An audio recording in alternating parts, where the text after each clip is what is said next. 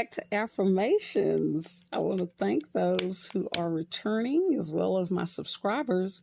Thank you to my new subscribers and those of you who are passing through. Thank you for joining me today. Like, share, and subscribe so you will be able to know when I post, okay? And hit the notification bell. Yes, so you'll know when I post. I think I just said that. I'm repeating myself, guys. I want to wish everyone mental, physical, spiritual, and emotional health. Hoping you all had a great week. If you did not, like we always say, what is one thing you can do to make the week go better? Okay. And with that, we'll get started with our saying, death and life are in the power of the tongue, and they that love it shall eat the fruit thereof. Have you been feeding yourself fresh or rotten fruit?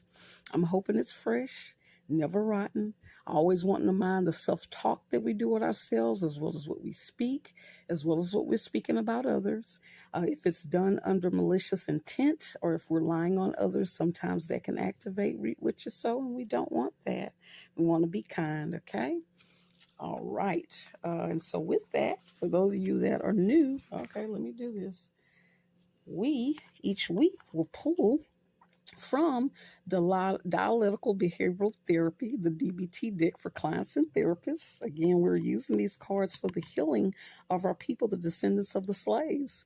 I'm encouraging everyone to get this so you can practice with this particular deck. It is in the store, in my store, located in the description box. There's a link as well as on the About page, okay?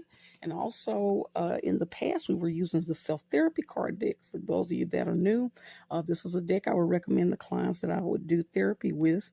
And once they reach therapy goals, if they want to continue to work on issues, I would encourage them to get this deck. This is also in the store as well. Also encouraging us to get Post-Traumatic Slave Syndrome, America's Legacy of Enduring Injury and Healing by Dr. Joy DeGury. We've heard of post-traumatic stress disorder, but never post-traumatic slave syndrome. Very important for our people to understand how we're still being affected today, okay? Now with that, I'm going to get the stones, little affirmation stones, and it's going to help us know which deck we're going to speak from today, okay? Let's see what we're going to get. Let's see, I'm normally sometimes getting, let's see what I'm going to do. We got this last time, so I'm tending to get these same stones. We got it last week. Let's see. We got Imagine, and the Imagine stone belongs to the Hot Pink deck. Okay, let's see what we get. Let's see what we get. We tend to do that, guys who are new. A lot of times we will end up pulling the same cards or getting certain decks more often. And again, we don't think that's an accident. We think spiritually sometimes we're led to do that, okay? So let's see what we're going to get. Let's see. Oh, that's a lot failed. That's not it. Let's see. Okay, let me see how maybe I do it this way. These are thinner cards, so they're a little trickier to kind of shuffle. Let's see. Look like that's not working either. Okay, let's keep our same routine. Okay, look like that wants to pop. I'll pull that one. We got this one last week, meditation. I'm going to pull it to the side. Again, it's encouraging us to be present, right? A lot of times we can use anything as a meditation, even being present in the moment at a social event or with family, meaning we're focusing on them, not allowing our minds to roam and wander, okay? So because we got that one last week, let's pull another one. So definitely that one, I don't think that's an accident. We need to be able to be present. A lot of times we're preoccupied on our phones and thoughts running through our heads while we're even talking to people, so we want to focus. Okay, we got let go of judgments. We all have judgments. When you notice a judgment, do not let it stick, but imagine it to be a cloud drifting through your awareness. Judgments are only weather patterns, so allow them to come and go. Use this imagery whenever a judgment storm rolls in, and remember it's only passing weather. Interesting concept. How to handle when we're being judgmental. That's tricky. A lot of times, first of all, do you want to not be judgmental is the question of the day. Um, and sometimes when we're judging others, what you'll find is a lot of times people that tend to judge other people harshly, they also judge themselves harshly. A lot of times you'll find people that are very judgmental, judge themselves harshly as well. They're hard on themselves, and because they're hard on themselves, they're hard on other people. Um, but do we want to let go of judgments? That's a tricky one. I think we need to break it up into two situations or categories. In situations that don't cause for us to really have to judge anything, I will say this. Because of slavery, I do think we ended up with situations where we judge situations that are not life and death, situations that are not that important. Oh, we judge them harshly. Oh, we get together, we discuss them, we judge harshly. We'll ostracize, we'll outcast people, we'll demonize people over some simple things that are not life and death or not even that serious. But let me tell you what we won't judge. Whenever we see a lot of times corruption or abuses or things that we should be speaking up about or putting limits to or setting boundaries, we won't judge that. That's when we'll hear, well, don't judge.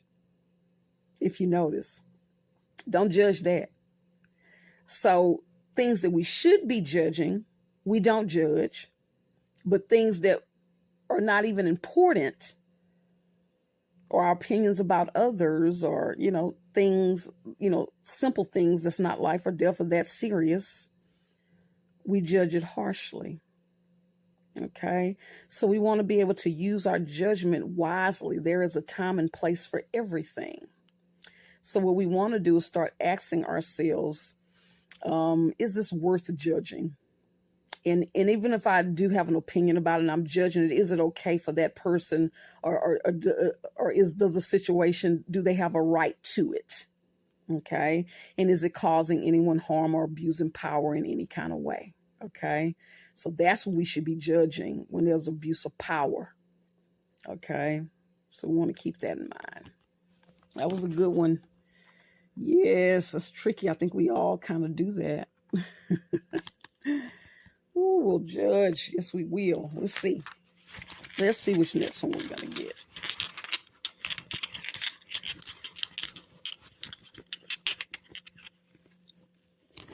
Okay, we ended up getting the Peace Stone. Okay. And let's see. The Peace belongs to the turquoise deck. That's another one we may have gotten. Let's see what we're going to see what we get today. This is a thicker deck. It's funny how some of the decks have less cards and some have more. So it's interesting. We'll see if we can get something different today. Okay. So let's see.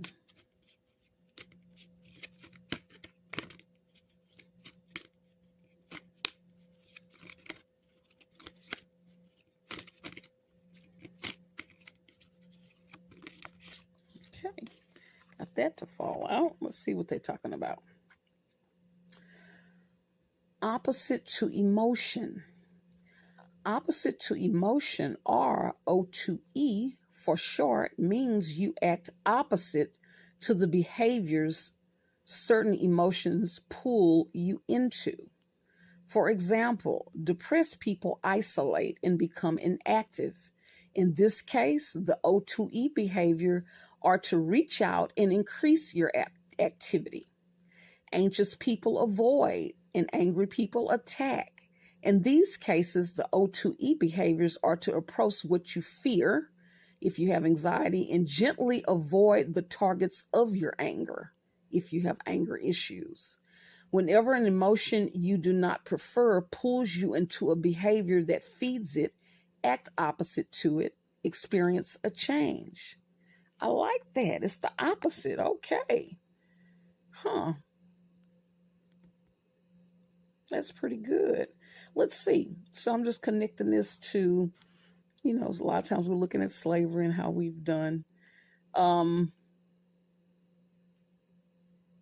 yeah, I think we didn't have the luxury to really isolate. We were pretty controlled.